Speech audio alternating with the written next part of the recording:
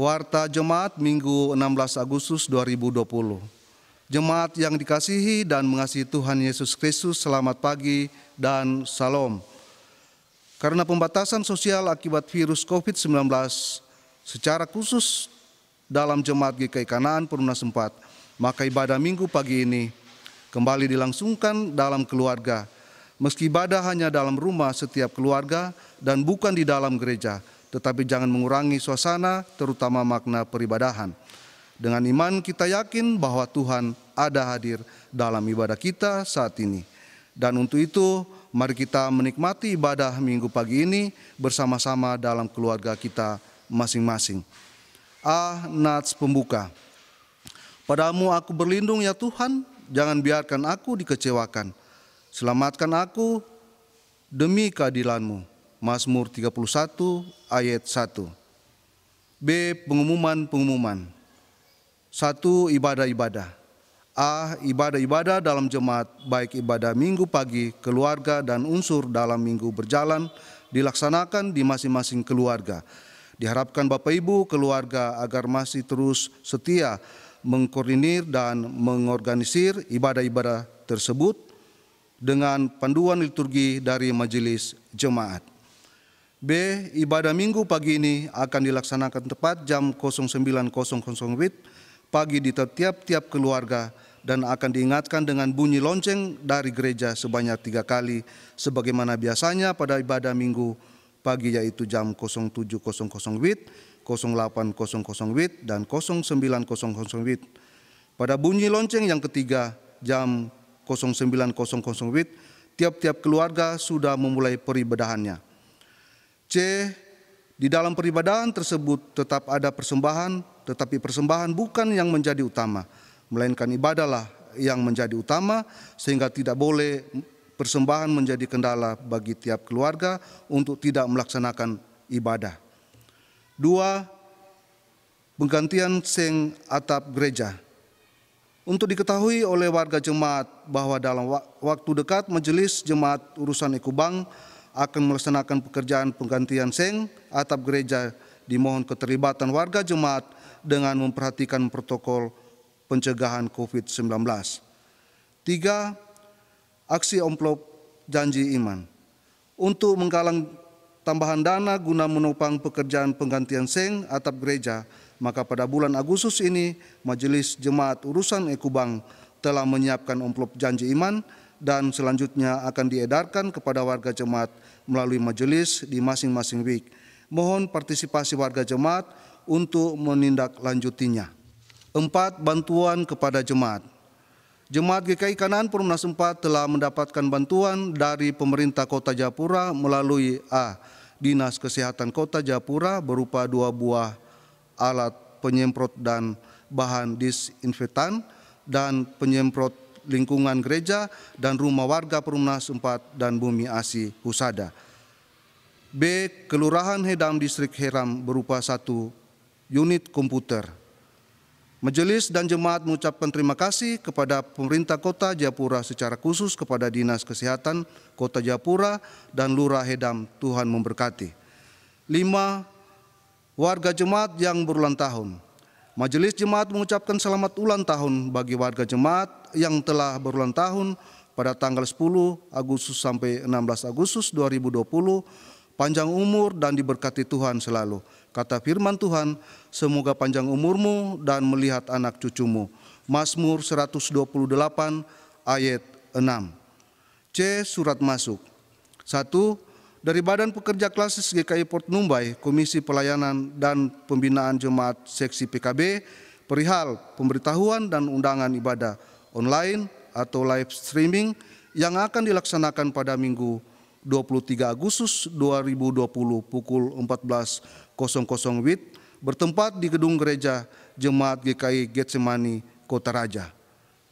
Bentuk ibadah diskusi dengan tema Pelayanan Gereja PKB di Tengah Pandemi COVID-19.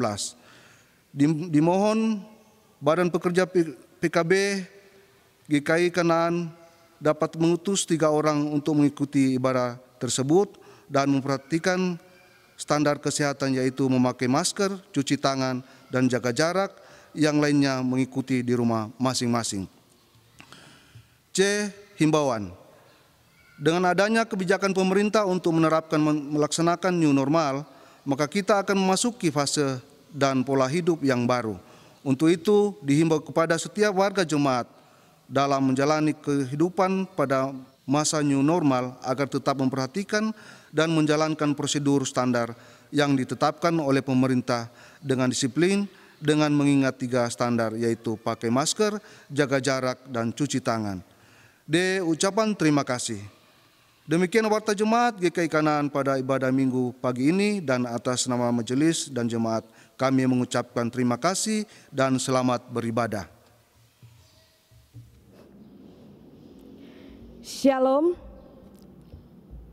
Bapak Ibu jemaat yang diberkati oleh Tuhan kita Yesus Kristus, ibadah minggu pagi hari ini tanggal 16 Agustus tahun 2020, dan tiba saatnya kita akan membaca serta merenungkan sebagian daripada kebenaran firman Tuhan. Pemberitaan firman Tuhan di saat ini yang diberikan oleh Badan Pekerjaan Sinode terdapat di dalam Alkitab Perjanjian Lama,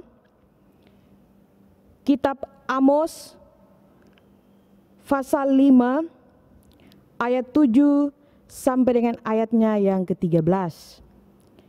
Kitab Amos pasal 5 ayat 7 sampai dengan ayatnya yang ke-13. Jikalau Bapak Ibu saudara-saudari sudah mendapatkannya, biarkanlah Alkitab kita terbuka dan mari kita berdoa meminta pimpinan dan terang Roh Kudus. Mari kita berdoa. Maha besar Tuhan Allah Bapa yang bertahta di sorga, Tuhan Allah yang kami puji dan sembah lewat putramu Yesus Kristus, di kesempatan baik yang kudus saat ini, di setiap rumah-rumah tangga kami berkumpul, kami hendak melaksanakan ibadah minggu pagi secara bersama-sama. Dalam ibadah-ibadah yang telah berlangsung di setiap rumah-rumah tangga, ada puji-pujian, ada pengakuan dosa, ada pemberitaan keampunan, ada pemberitaan hukum Tuhan. Semuanya boleh dinaikkan secara bersama-sama dalam ibadah minggu pagi ini. Namun di saat ini ya Bapa, firman Tuhan telah terbuka di hadapan kami. Kami akan membaca, kami juga akan merenungkan firman Tuhan ini secara bersama-sama. Tetapi kami menyadari dengan sungguh bahwa kami penuh dengan keterbatasan untuk dapat mengerti dan memahami apa maksud yang Engkau kehendaki dalam firman Tuhan ini bagi kami. Namun sebelumnya kami mohon ya Bapa, kiranya Engkau senantiasa memberikan hikmat, memberikan akal budi, memberikan pendengaran yang baik. Engkau akan menguduskan hati-hati kami, supaya ketika firman Tuhan ini disampaikan, kami boleh dapat mengerti, kami boleh dapat menerima firman Tuhan, dan terlebih lagi kami boleh hidup menurut dengan apa yang Kau kehendaki dalam firman Tuhan ini bagi kami sekalian. Kami mohon ya Bapa, waktu kami selanjutnya ini kami bawa dan serahkan hanya ke dalam tangan pengasihan Tuhan. Di dalam nama Kristus Yesus firman yang hidup, kami berdoa. Amin.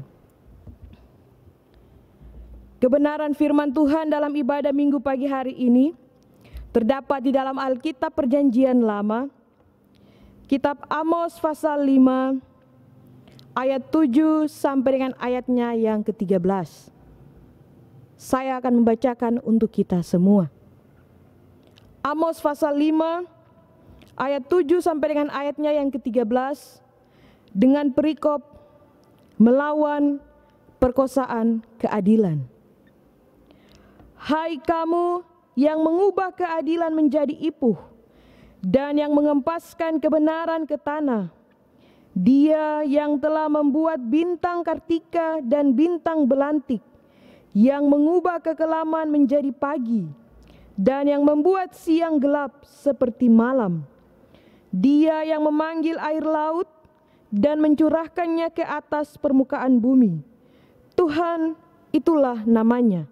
Dia yang menimpakan kebinasaan atas yang kuat, sehingga kebinasaan datang atas tempat yang berkubu. Mereka benci kepada yang memberi teguran di pintu gerbang, dan mereka keji kepada yang berkata dengan tulus ikhlas. Sebab itu, karena kamu menginjak-injak orang yang lemah dan mengambil pajak gandum daripadanya, sekalipun kamu telah mendirikan rumah-rumah dari batu pahat, kamu tidak akan mendiaminya. Sekalipun kamu telah membuat kebun anggur yang indah, kamu tidak akan minum anggurnya. Sebab aku tahu bahwa perbuatanmu yang jahat banyak dan dosamu berjumlah besar.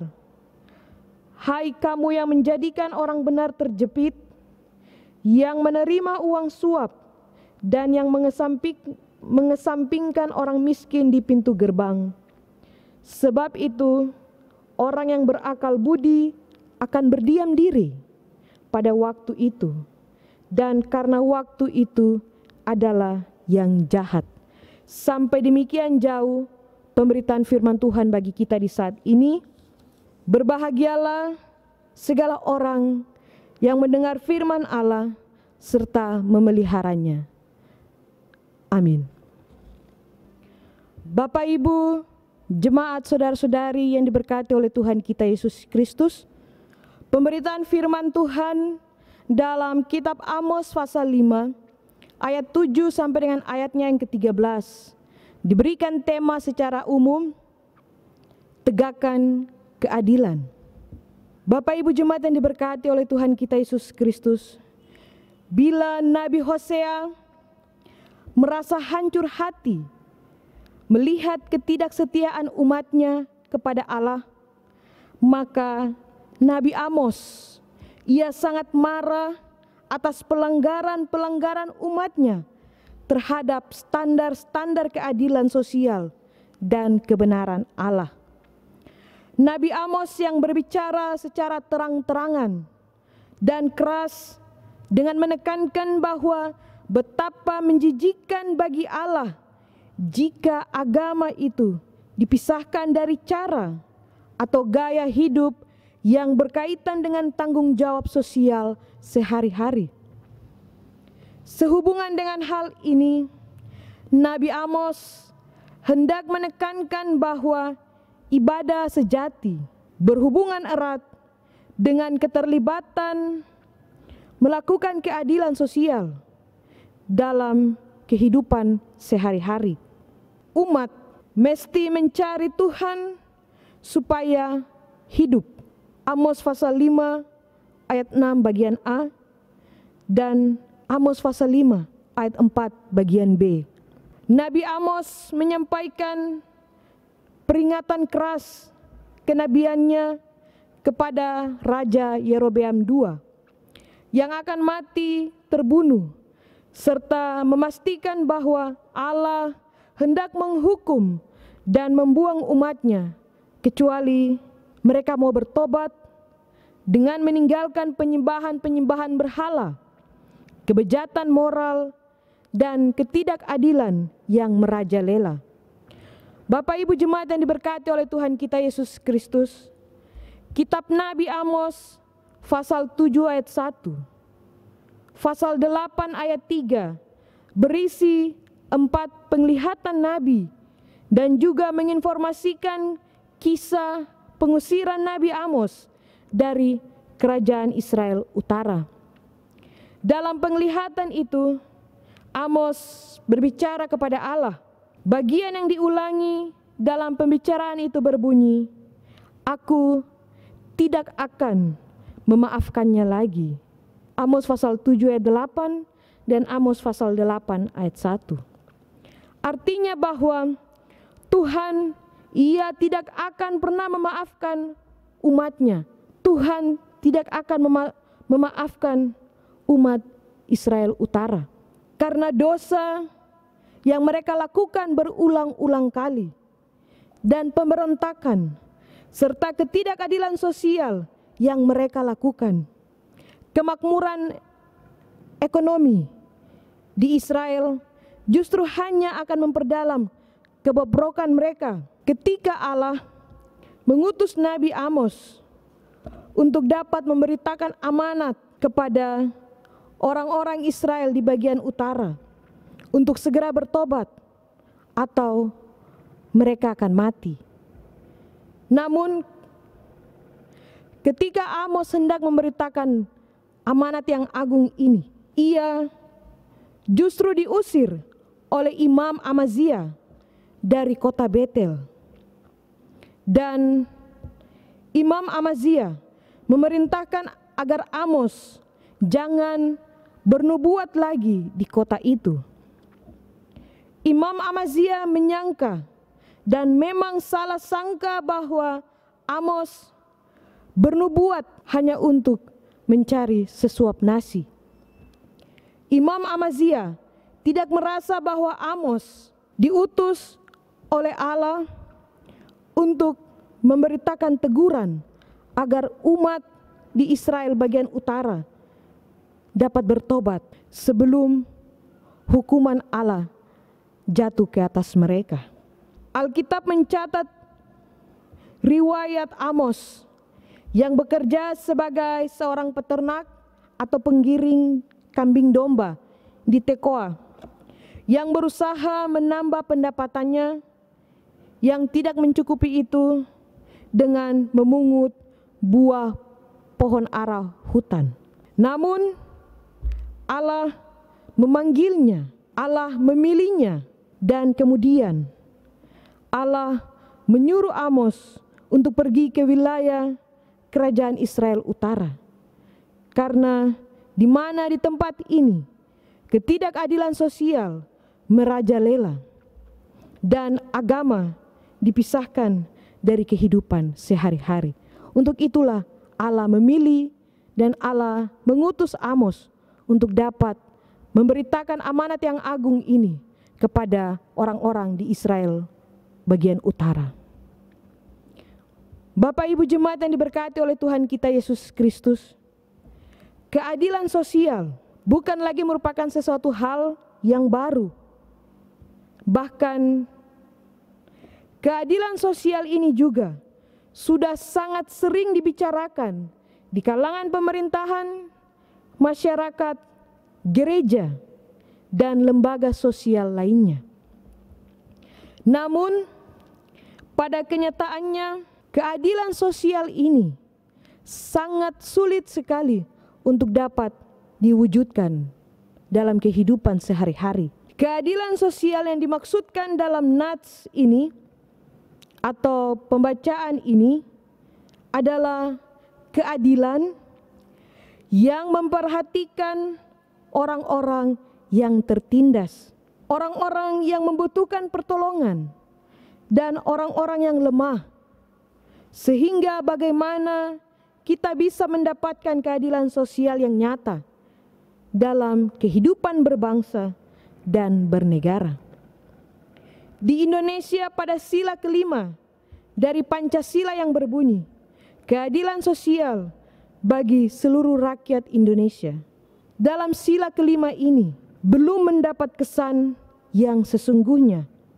Ada banyak masyarakat-masyarakat di luar sana yang belum mendapatkan keadilan bagi kehidupan mereka. Kesulitan untuk mewujud nyatakan keadilan sosial dapat menimbulkan rasa khawatir, dapat membuat orang menjadi mudah untuk putus asa, masa bodoh, dan sikap tidak peduli yang mendalam di kalangan masyarakat. Bahkan gereja yang diharapkan untuk dapat menjawab pergumulan sosial warga ini justru lebih banyak memfokuskan diri dalam soal-soal rutinitas dan seremonial saja. Kepedulian sosial sebagai sebuah refleksi iman merupakan hal yang pokok, hal yang penting. Keadilan sosial adalah memberikan kepada sesama apa yang menjadi bagian atau haknya. Pada zaman Nabi Amos terjadi ketidakadilan sosial, terjadi penindasan dan perampasan kepada orang yang lemah, dan hal ini mendapat kecaman yang keras dari Tuhan. Peribadahan dan seremonial berjalan, namun itu hanya sebuah formalitas belaka.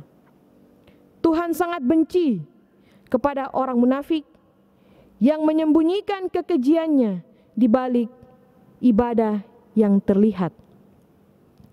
Sebuah ibadah tanpa tindakan yang nyata adalah polesan semata.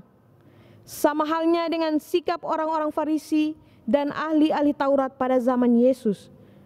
Akibat dari keserakahan, sekelompok orang yang cinta akan harta dan kuasa membuat banyak orang menderita, membuat mereka yang menderita ini rindu untuk dapat terlepas dari penderitaan yang tak pernah kunjung tiba. Akibat dari keserakahan, dari sekelompok orang-orang yang cinta akan harta dan kuasa, membuat banyak orang menderita dan membuat mereka rindu untuk lepas dari penderitaan-penderitaan yang selama ini membelenggu dalam kehidupan mereka. Keadilan adalah langkah pertama untuk kasih. Jika keadilan memberi kepada pihak lain akan haknya, namun kasih memberi lebih dari haknya. Tujuan dengan pemberian bermotifkan kasih ini adalah mewujudkan cita-cita yang sama, yang saling merasakan dan saling menikmati pemberian Tuhan ini. Bapak Ibu jemaat yang diberkati oleh Tuhan kita Yesus Kristus, jika keadilan telah nyata di dalam dunia ini, maka damai sejahtera, maka shalom Allah akan tinggal dan hidup bersama-sama dengan kita. Kebebasan Kristen adalah hal yang mutlak. Bermurah hati dan berbuat adil kepada orang lain, bahkan untuk memperkaya diri sendiri. Kita dapat baca dalam Matius pasal 20 ayat 1 sampai dengan ayat 16, di mana pembacaan ini berbicara tentang pemilik kebun anggur yang bermurah hati dan solider kepada orang miskin. Memang banyak orang yang tidak menyadari bahwa segala sesuatunya adalah milik Allah yang diperuntukkan untuk kesejahteraan setiap orang, bukan sebagian orang. Allah tidak pernah membenarkan segelintir orang untuk menguasai harta lalu menindas orang-orang lain. Malah sebaliknya, Allah mengajak kepada mereka untuk lebih peduli kepada mereka yang lemah, kepada mereka yang tertindas, dan kepada mereka yang membutuhkan pertolongan. Bapak Ibu jemaat yang diberkati oleh Tuhan kita Yesus Kristus, demi keadilan, Allah pun ikut berpihak. Demi keadilan, Allah ikut berpihak. Allah bukan berpihak kepada Israel saja, tetapi Allah berpihak kepada mereka-mereka yang terpinggirkan di tengah-tengah masyarakat Israel yang pada waktu itu sedang sejahtera dan sedang mapan. Orang-orang terpinggirkan yang dimaksud adalah orang-orang yang lemah dan orang-orang yang miskin. Ayat 11 dan ayat 12. Dan orang-orang yang lemah dan orang-orang yang miskin inilah yang berada di dalam posisi yang tertindas. Tetapi sebaliknya, orang Israel, mereka justru membenci orang-orang yang bertugas sebagai penjaga keadilan ini. Ada pada ayatnya yang ke-10. Mengapa Israel mereka begitu membenci? Mengapa Israel mereka begitu membenci orang yang bertugas sebagai penjaga keadilan? Jawabannya, orang Israel benci kepada orang yang bertugas menjaga keadilan karena mereka jahat, dan orang-orang Israel ini mereka telah melecehkan keadilan dan kebenaran. Namun perlu diketahui bahwa Allah dengan segala kemahakuasaannya bangkit melawan mereka dan memihak kepada orang-orang yang tertindas. Allah bangkit melawan dan memihak kepada orang-orang yang lemah, orang-orang yang miskin, dan juga orang-orang yang tertindas.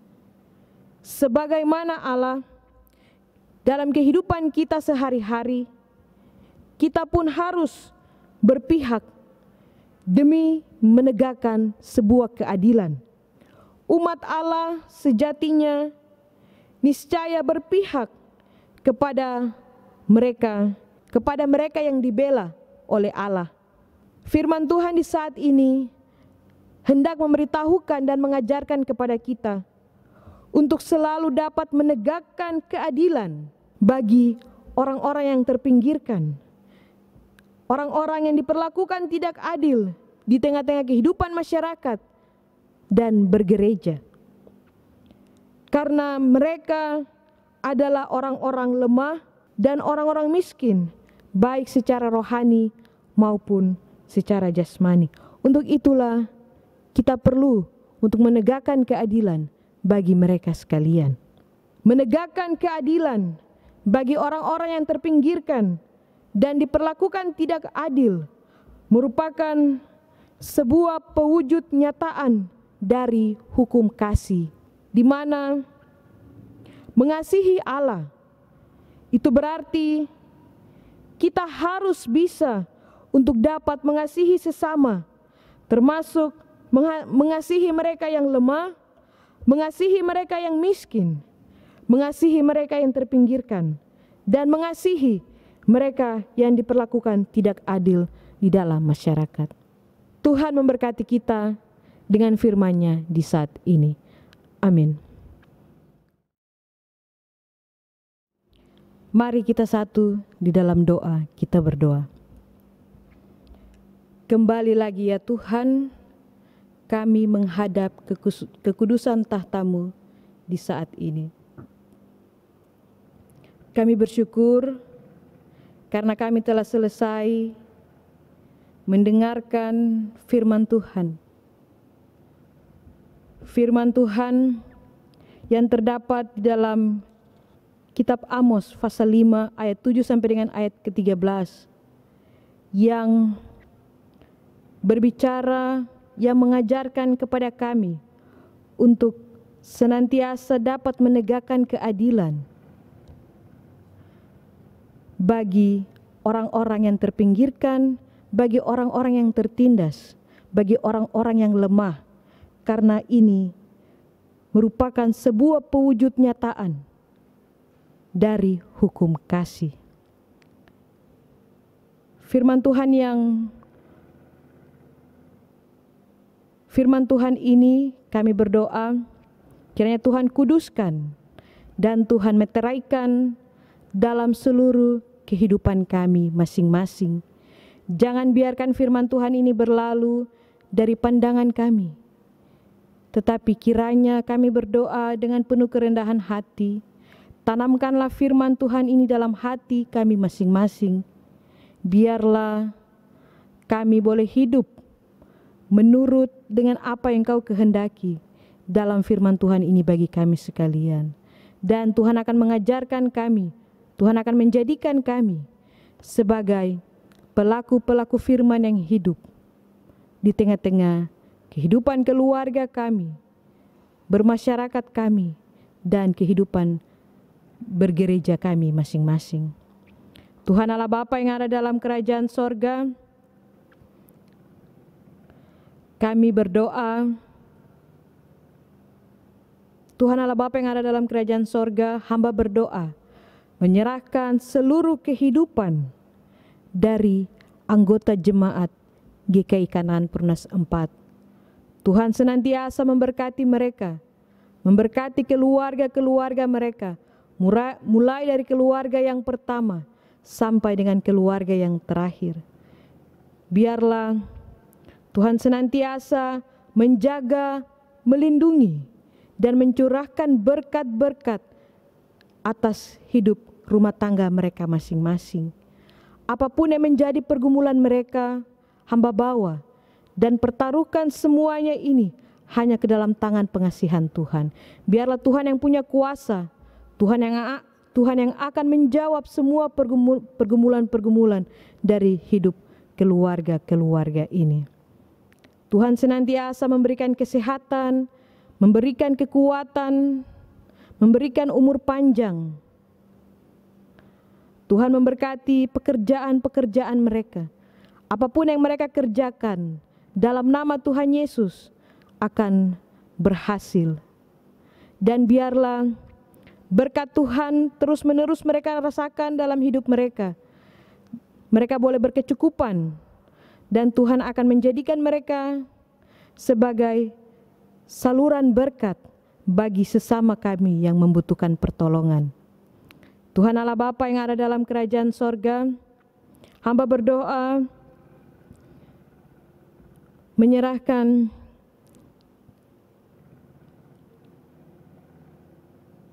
pelayanan-pelayanan dari Majelis Jemaat GKI Kanaan Perumnas 4. Berkati Ketua PHMJ, berkati Ibu Pendeta Nova Leaua dalam tugas dan pelayanannya sebagai seorang ketua pelaksana harian Majelis Jemaat GKI Kanaan Perumnas 4. Tuhan akan menjadikan hamba-Mu ini